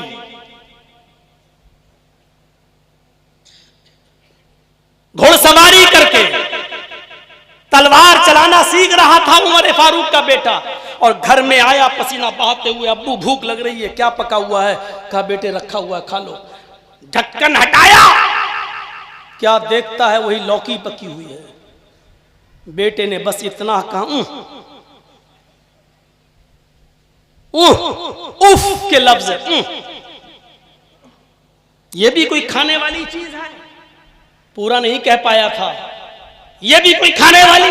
ऐसे अपने बाप को देखते हुए, ये भी कोई खाने वाली? बस इतना ही कह सका था। क्या देखता है कि हजरत उमर फारूक के हाथ तलवार की मियान पर हरकत कर रहे हैं। वो उमर कि जिनसे अल्लाह के रसूल ने भी कहा था कि उमर तलवार निकालने में जल्दी न किया करो, जब तुम मियान से तलवार निकालते हो तो मोहम्मद आसमान की पेशानी पे पसीना देख लेते। बेटे ने कहा नहीं मैं खा रहा, और पेट भर के खाना खाया। और जब लौकी पेट भर के खा लिया, अपनी औलाद की फरमाइशें पूरी करने वालों, अब तो ऑनलाइन आ जाता, बर्गर आ जाता, पिज्जा आ जाता, नहीं ये नहीं खाएंगे, ये भी कोई खाने वाली चीजें हैं। हजरत उमर ने तलवार की पूरा खाया। लेकिन इसके बाद हजरत उमर ने कहा, बेटे खा लिया? कि हाँ। क्या है ये मालूम है? अद्दुब्बा, अरबी में लौकी को दुब्बा कहते हैं, अद्दुब्बा। का अच्छा, मैंने अपने नबी जनाबे मोहम्मद रसूलुल्लाह को इस लौकी के बारे में देखा है कि गोश्त में पड़ी होती थी, तो आप गोश्त की बोटियां छोड़कर पहले लौकी खाया करते थे। कन्नौज वाले हैं कि नहीं? सुने, 2 बजे से लेकर शाम को 7 बजे तक रोका रखे आज वो हमें। बड़ी इज्जत की बेचारों ने हमारी, बड़ी खातिरी की, लेकिन पैसे के गुरूर में चकनाचूर मत हो जाना। और कोई भी पैसे वाला चकनाचूर ना हो। हजरत उमर फारूक के जुमले सुनो। कहा, बेटे मैंने अपने नबी को देखा गोश्त छोड़कर लौकी के दुब्बा के कद्दू के टुकड़े उठा उठा कर नबी अकरम सल्लल्लाहु अलैहि वसल्लम खा रहे हैं।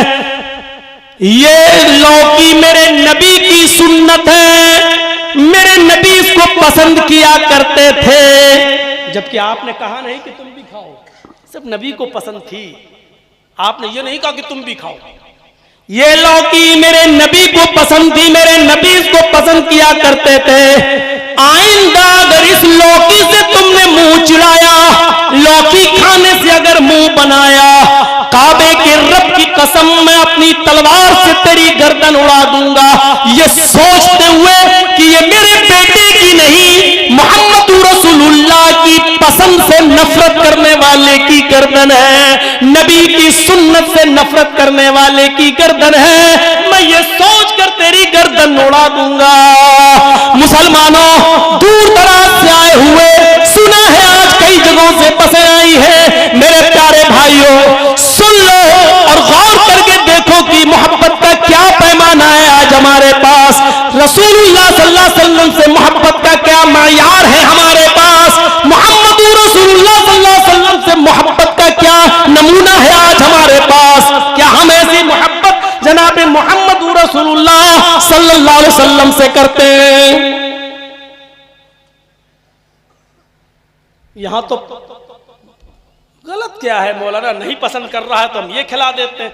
बहुत आसान है कह देना, लेकिन हम सोच पैदा कर रहे हैं। उनकी सोच क्या थी, हमारी सोच क्या है?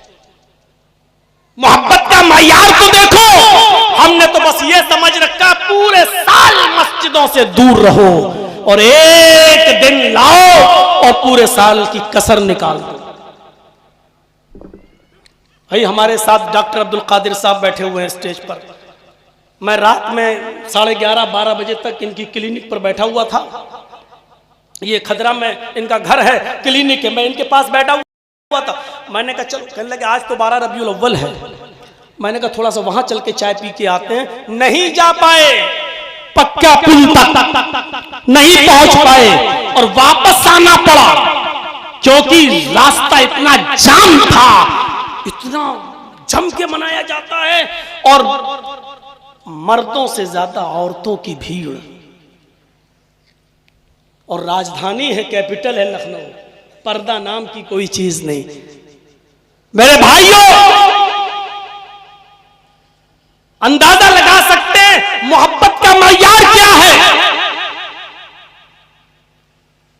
एक सहाबी रसूल है, उनकी बीवी है, बच्चा उनकी बीवी के पेट में है। और सुनिए, कहते हैं अबू दाऊद की हदीस, अबू दाऊद की रिवायत, लीबनान, आय अल्लाह के रसूल, मेरी बीवी, उससे मेरे 2 बच्चे थे, मिसलुल्लुलुऐन,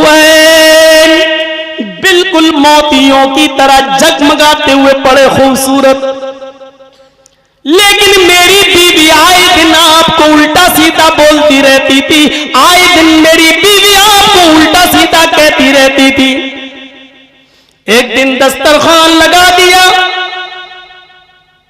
मैं आपके पीछे नमाज पढ़ने लगा, आप वाज़ो नसीहत करने लगे, मैं सुनने लगा। बच्चों को भूख लगी थी, मेरी बीवी ने कहा अब्बू को आ जाने दो, मेरे बेटे मेरे इंतजार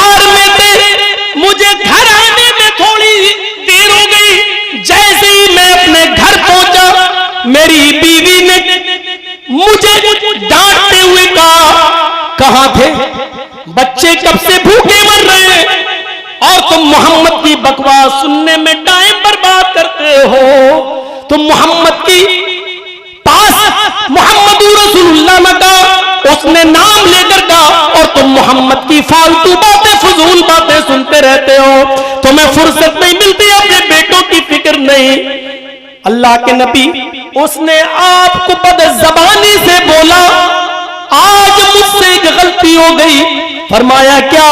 कहा अल्लाह के नबी ऊंट को नहर करने का खंजर पड़ा हुआ था।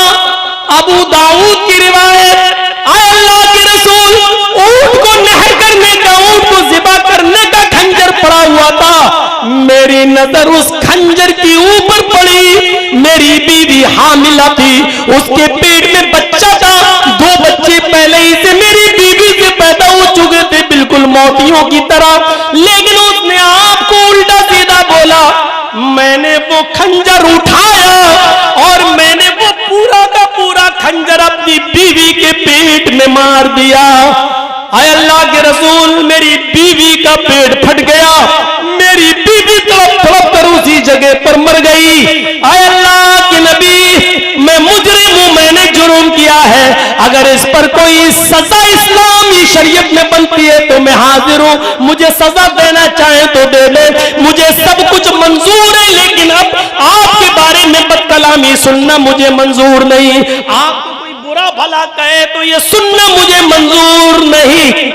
अल्लाह के नबी फरमाते, जाओ, अल्लाह के सिपाहियों से इंतकाम नहीं लिया जाता, क्योंकि ये कुरान का फैसला, ये हदीस का फैसला है। दुनिया में किसी को नाहक कत्ल नहीं किया जाएगा, लेकिन रसूलुल्लाह को गाली देने वाले, रसूलुल्लाह की शान में गुस्ताखी करने वाले की एक ही सजा इस्लाम के अंदर कि उसको इस दुनिया में रहने का हक नहीं है, उसको इस दुनिया में जिंदा रहने का अधिकार नहीं है। मेरे प्यारे साथियों, अल्लाह के नबी ने उस औरत से कोई इंतकाम नहीं लिया, उस औरत से कोई बदला नहीं लिया। आप देख रहे हैं, बाप से ज्यादा मोहब्बत, औलाद से ज्यादा मोहब्बत, बीवी से ज्यादा मोहब्बत अल्लाह के रसूल से हो रही है। इसी को कुरान ने कहा है, कुल काना अबाउकुम व अबनाउकुम व इख्वानुकुम व अज़वाजुकुम व अशीरतुकुम। अपने आबाओ अजदाद से ज्यादा, अपने बेटों से ज्यादा, अपने भाइयों से ज्यादा, अपनी बीवियों से ज्यादा, अपने खानदान से ज्यादा, अपने मालो दौलत से ज्यादा, अपनी तिजारत से ज्यादा, अपनी बिल्डिंगों और महलों से ज्यादा अल्लाह और उसके रसूल से मोहब्बत करो। गारे सौर का मंजर याद है, 50 मरतबा अपनी मस्जिद के मिंबर पर खड़े होकर अपने खतीबों से सुना होगा आपने। हुक्म, यहाँ काफिरों ने प्लान बना लिया और हर कबीले के सरदार ने यह प्लान बनाया कि आज मोहम्मद रसूलुल्लाह के घर में घुसकर हम सब लोग नबी अकरम पर हमला करेंगे, ताकि खून का इल्जाम किसी एक कबीले पर ना आए, बल्कि सब पर आए।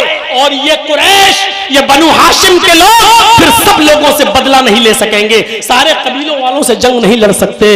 अल्लाह ताला ने जिब्राइल को भेजकर नबी अकरम सल्लल्लाहु अलैहि वसल्लम को बाखबर कर दिया कि ऐसी ऐसी प्लानिंग है। अल्लाह के नबी ने हजरत अली को बुलाया और कहा, अली, आज की रात तुम मेरे बिस्तर पर मेरी चादर ओढ़कर सो जाना, तुम्हें कोई खतरा महसूस करने की जरूरत नहीं, क्योंकि लोगों की अमानतें मेरे पास रखी हुई हैं, कल उनकी अमानतें उनके हवाले कर देना। अमानत देख रहे हैं आप, यहां तो अपने भाइयों की जमीनों जायदादों पर भी कब्जा किए बैठे हैं। अल्लाह के रसूल को अमानतों की इतनी फिक्र थी कि काफिरों ने मारने का प्लान बना लिया, लेकिन आपको फिक्र थी कि अगर मैं चला गया तो लोगों की अमानतें मेरे पास रह गईं, लोग हमको क्या कहेंगे कि मोहम्मद तो गया और मेरा माल भी लूट के ले गया, मेरा माल भी मार के ले गया, नऊज़ु बिल्लाह मिन ज़ालिक। ये काफिर कहेंगे आपने कहा अली फला फला की ये अमानत है, उनके हवाले कर देना और तुम मुझे फला जगह पर मिलना, तुम भी मदीना लौट कर मेरे पास चले आना। हजरत अली रजी अल्लाह ताला अन्हु उस वक्त नबी अकरम की चादर ओढ़कर सो जाते हैं। कितना बड़ा खतरा मोल लिया, क्योंकि काफिरों का प्लान तो था पूरा का पूरा हमला करने का। हजरत अली चादर ओढ़कर सो रहे हैं। हजरत अली ने फरमाया कि मुझे डर नहीं था, क्योंकि अल्लाह के रसूल ने कहा था कि तुम सुबह लोगों की अमानतें देखकर तुम भी चले आना मदीना। तो जब नबी ने कहा तो सारी दुनिया झूठी हो सकती है, नबी का फरमान कैसे झूठा हो सकता था? इसलिए मुझे डर नहीं था, मैं जानता था कि काफिर मुझ पर हमला नहीं करेंगे, क्योंकि अल्लाह के रसूल ने फरमाया कि तुम लोगों की अमानतें वापस कर देना, यानी बगैर अमानतों को वापस किए हुए मैं जाऊंगा नहीं। इतना यकीन था।